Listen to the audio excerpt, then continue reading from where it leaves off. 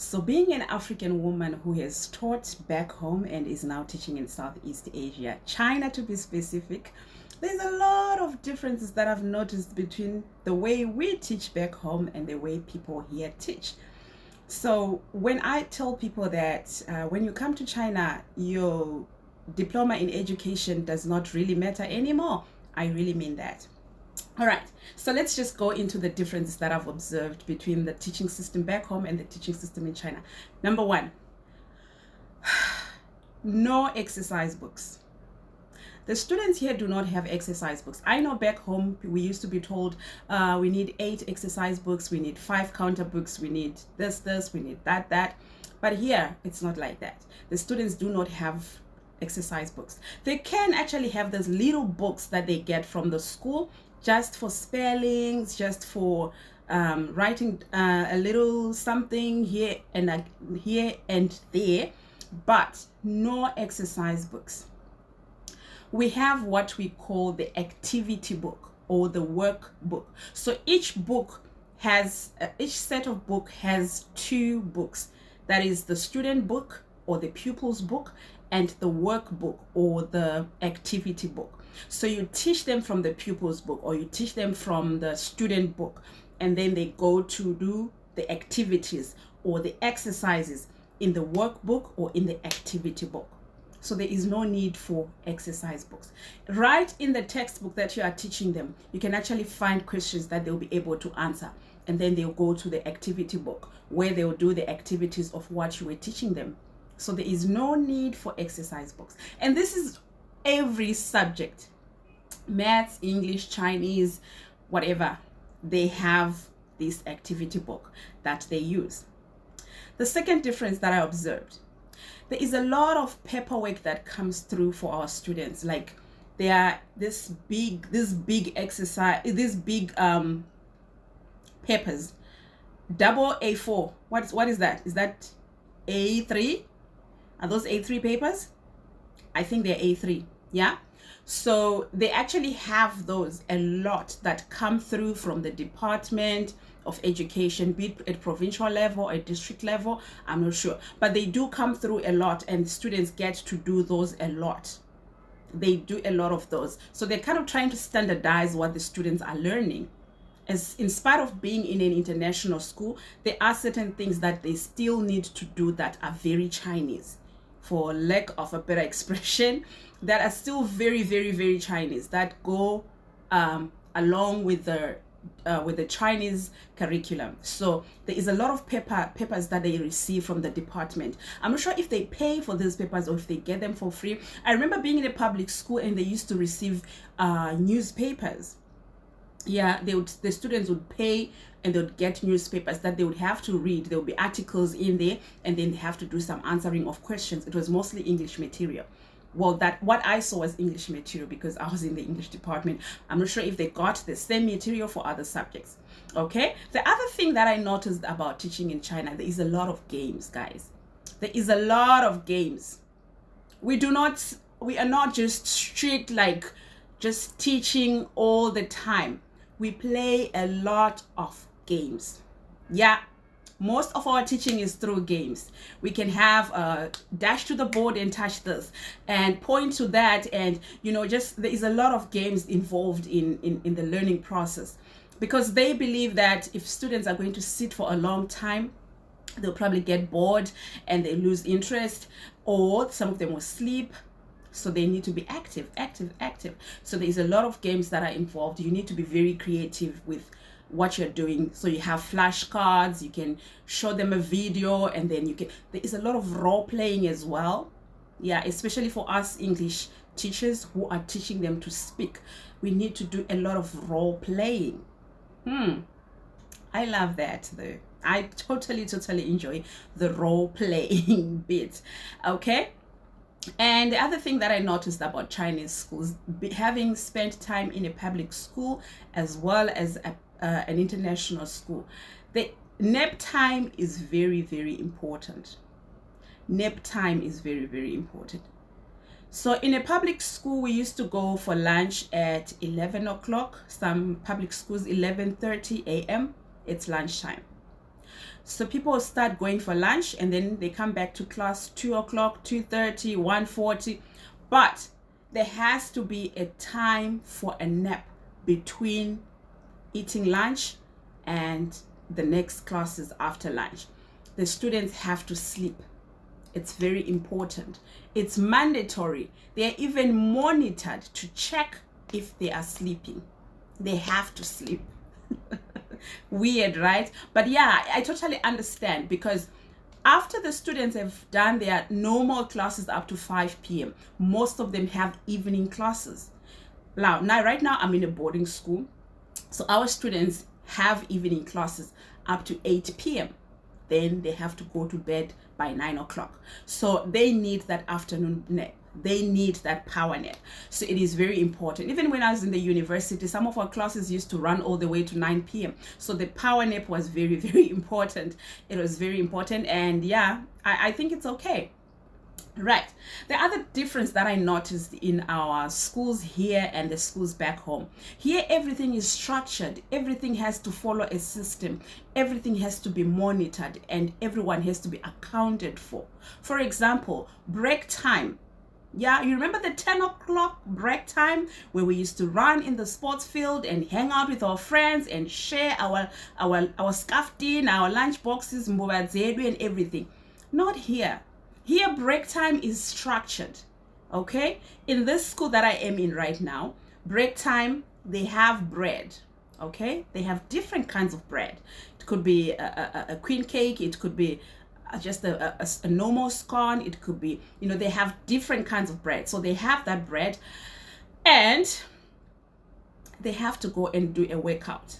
They can do an exercise, they can go to the sports field, but it's monitored. It's not something that they are doing by themselves. They have to be, everything is monitored, everything is contained. They can go outside and do some dance routine, and all this is monitored. There is teachers there all the time. They don't do these things by themselves. So everything is structured, everything is monitored, everybody is accounted for. So yeah, that's a different thing. Whereas we used to go break time, sit in the sports field, chat with our friends, share our food, run around, do whatever. I'm told they don't want the kids to get hurt in school because the schools could get sued. So they try to make sure that students are monitored all the time. You cannot even leave the students by themselves for 5 minutes. It's not allowed. You have to be there. If something happens to a student, somebody has to explain. Somebody has to be held accountable. Imagine that. You've got 29 students in your class, and if one of them bangs their head, you need to explain what happened. How, when, why, how, where were you? Why didn't you stop them? All that. So everything is monitored, closely monitored, and everything is just structured, okay? That is a difference that I noticed also. And yeah, our students are encouraged to drink water right from kindergarten. They're encouraged to drink water. Because they're encouraged to drink water, they find drinking water very normal. Yeah. From kindergarten, I remember there was a time I was teaching in a kindergarten, and we used to give them water at regular intervals. We would have, there was like a little shelf, and on the shelf there were little slots with name tags and a little cup inside. So all the students knew that when this music is being played, it means we need to stop learning, the class is over, and we go and drink water. They might not drink like a lot, but just like 2-3 sips, it's okay. 2-3 sips, it's okay. Every 30 minutes, 2-3 sips. But as they grow older, they start drinking a lot. Like right now, I'm in a primary school. I noticed that our classes are 40 minutes long, and then we have a 10 minutes break between one block and the other. So in those 10 minutes, they're supposed to drink water. They are supposed to go to the bathroom, and they do drink water. That's the reason we have the water dispenser machines, the water dispensers in our classrooms. There is a water dispenser in every classroom.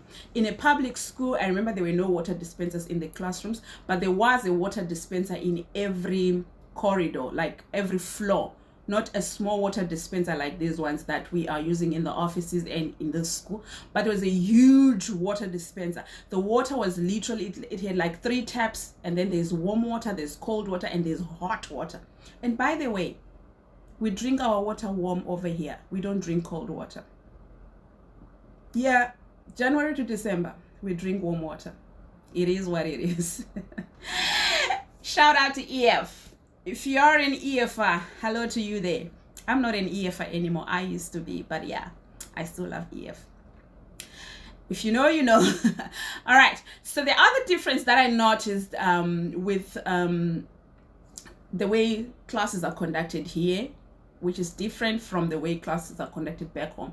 Here, we take videos a lot in class. Videos of anything and everything, you know? But of course, it's only the good videos that we should take. We shouldn't take the bad videos, yeah?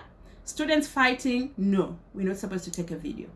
Students screaming at each other and misbehaving, no, we're not supposed to take a video. Which is why when I see my students misbehaving and I take my phone and I pretend I'm taking a video, they all settle down. It's all about keeping up appearances. They don't want to be found on a video doing the wrong thing. So we take videos of anything and everything mostly. When the students are doing an activity in class, they're dancing, they're playing a game, you take a video, you share with their parents. The students are writing, they're answering questions, they're being active in class, you take a video and you share with your parents.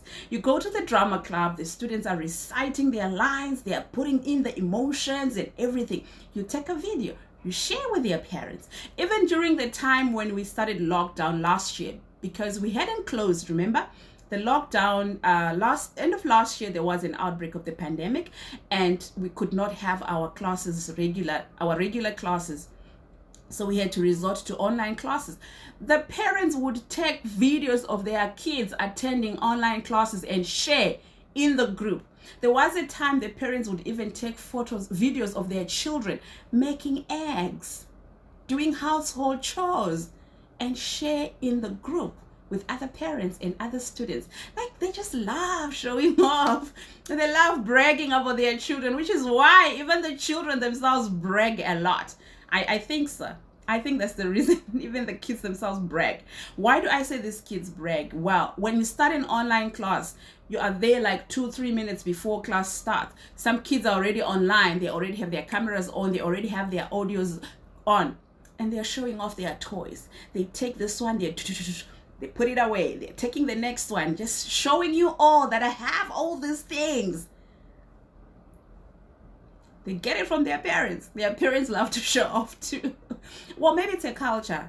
I think it's a culture. I don't know. I would say it's a cultural difference because I can't even understand it. But yeah, that's what happens over here.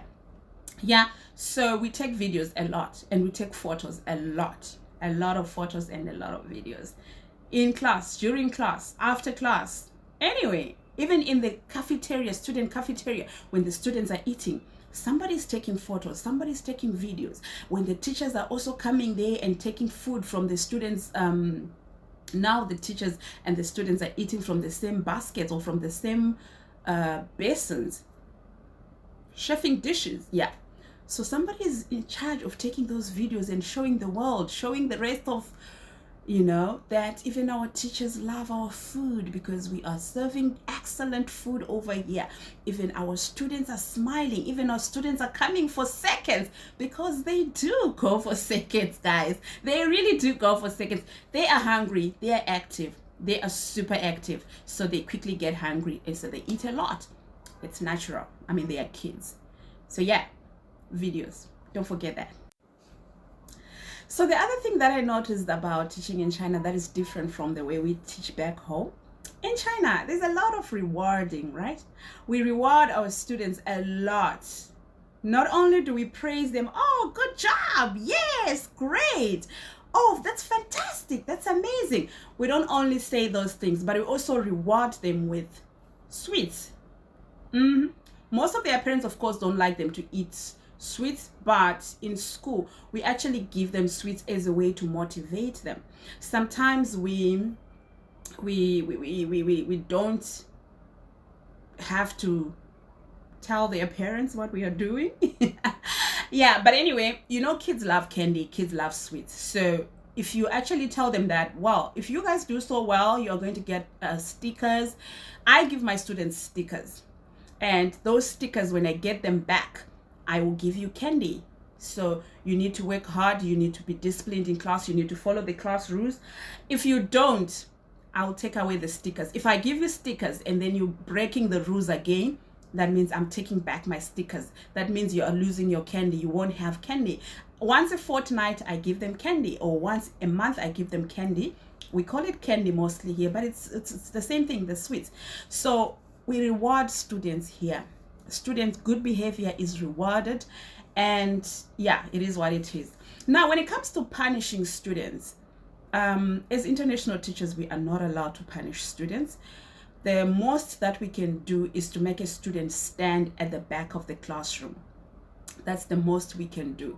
You can tell a student who's disruptive, a student who's disturbing your class, to just go and stand at the back of the classroom. Not to say that would change their behavior. Most of them actually become the clowns of the class, standing at the back of the classroom. I have one student who stands there he's a grade 6, tall and nice looking kid. He will stand there for 5 minutes, then you're forgetting about him, you are working with the other, you're continuing with your class and everything. The next thing you just see him, he's already sitting in his chair. Like, how did you even get there? Child, you're supposed to be standing at the back of the classroom. Why are you there? And then you ask him, okay, and who told you to sit down? And he will just say, oh, well, I thought my timeout is okay now. I thought it's over. No. That's the most we can do. And they know it. The students know it, that there is nothing else that we can do. But the local teachers, I don't know if they're allowed or if they just do it, you know. They actually tend to be very physical with the students. Yeah, that's all I can say. They can be physical with the students. That's all I can say. So that's a difference, yeah? Remember when I was in primary school, we used to get beaten, like not spank, but you know, like would get your knuckles hit with a blackboard duster. You could get your head, like the corner of a blackboard eraser would hit your head, and life went on, and parents would never complain, and nothing was ever said, and nobody was ever sued. Life just went on. It was normal. It was okay. Those teachers that were actually strict like that were actually considered to be the good teachers. It was okay. I don't know now what's happening back home, if students can still receive the corporal punishment. But yeah, here, the local teachers definitely do instill corporal punishment, but we can't. We can only make them stand. We can't even send them out anymore. We used to be allowed to send them out, but now the parents have said, no, if you send my child out, then my child is going to miss out on what you're teaching. So let my child stay in and let my child disturb your class. It's okay. It's better that way. And let my child maybe pick a thing or two of what you are saying while they are disrupting your class. What can we say? We love money. That's all we can say. Okay, the other thing that I noticed that is different again about the way we teach here and the way we teach back home is that here you don't really need to do a lot of research. You don't really need to do a lot of reading. You have the teaching material. The teaching material is provided for you. Teaching material is provided for you. What you need to do is just to understand what that teaching material is about, and you go and you deliver. So you really don't need to dig deep and see what we like I said, that everything is structured. So there are certain things that we should be teaching them, and that is exactly the content they give you. You cannot come up with your own content. Most schools are not that flexible. They don't allow you to come up with your own content. They don't allow you to come up with your own videos. They don't allow you. I remember teaching in one school. It's an English training center. They have a teaching system in place. So you simply go into a classroom. You turn on your computer there, like, you know, those those interactive screens, the big ones that they have on the wall. You turn it on, you log in, you go into the system. Already you have everything in the system. So you probably just need to read the lesson plan. The lesson plan is there for you. The teaching plan is there for you in the system. The material is there for you. The videos, the songs, the questions, the games, they are there for you. So all you need to do is probably just browse through and see, what am I teaching today? What, and then you go and you are teaching. So you don't need to know too much, because most schools definitely give you the teaching material. So yeah, it's cool. Of course, there are some schools that do not give you everything. Some of them encourage you to also incorporate your own teaching material, especially videos and games. Some of them actually encourage you to come up with your own videos that are related to the topic. For example, you're talking about natural disasters. You can show students videos of volcanoes. You can show students videos of earthquakes. You can show students videos of floods, tsunami, and everything. You can do that because it's not there in the textbook. There's just pictures. So yeah, you can actually incorporate your own videos with some schools. Okay. And what is the other thing that I noticed about teaching in China that is different from teaching from home? Let me think. I can't think of anything right now. The last thing I will talk about is teaching assistant. So because of the language barrier, sometimes you can actually get a teaching assistant in some schools. That means every class, there will be 2 teachers in that class. You as the international teacher and a local teacher to assist you with translation where your students are failing to understand you. So these are like bilingual teachers. They are Chinese teachers and they're English teachers, but they come to your classes just to assist you. So sometimes they're actually full-time teaching assistants. They are not teachers by any chance. They're actually full-time assistants. Like in this other training center that I was working, we had full-time teaching assistants. They help you with controlling the students, like just maintaining discipline, as well as translating where the students are not understanding what you are saying, kind of simplify what you are saying, and that actually helps the students to get what you are saying faster. Okay, this is mostly done in those expensive not international schools, but training centers where the parents want results. The parents that are paying huge monies are worried about results. By the time their child completes their first year, they expect their child to be speaking English, to be understanding. When they watch Peppa Pig, the English version, they expect your child to understand all that. So you definitely need a teaching assistant in such an environment, because the teaching assistant would definitely help you to translate. They normally don't translate a whole sentence, but they pick the important word in what you have said, the important word, and they tell the student that this word is this. So the teacher will say, the teacher is saying this. So like when they translate one big word, the students will understand everything that you're saying. Most of them anyway will understand what you are saying. So it's really important for some schools to have those. So we do have what are they called? Teaching assistants in some schools. That is something I never actually saw back home. Like I never had a teaching assistant when I was teaching. Well, I didn't teach for a long time, but yeah, I never saw a teaching assistant. Yeah, that's basically what I can say about the differences that I've seen teaching in China and teaching back home. Those are the differences that I've noticed. Yeah guys, thank you so much for watching. Thank you so much for subscribing to my channel. I will definitely continue creating more content about my life in China. I am still looking for people that are interested in talking about their prison lives. If somebody has done time and they are willing to share their story and their life after prison, please do get in touch with me. Let's talk about it. Let's talk about it. Let's talk about the struggles inside and the struggles outside. What can we do to assist you to get back on your feet so that you do not re-offend? Because I really enjoy talking about crime, and not just talking about crime in a negative way, but also talking about crime in a positive way, where people are deriving lessons from these people that have offended before. People can derive lessons from people that have been to prison, people that can derive lessons from people that have committed crime.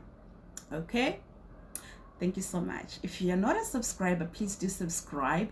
And if there's something that you want me to talk about my life in China, I will definitely talk about it. You can suggest it. I promised you guys a video on the snacks that we have in China. I am definitely going to do that when I get time to go around the supermarkets to collect the various snacks that we have. And then I will bring them and do a video for you guys and show you what we have here. And other than that, thank you so much for watching. Remember to stay away from crime, because if you do crime, you are most likely to do the time. Goodbye.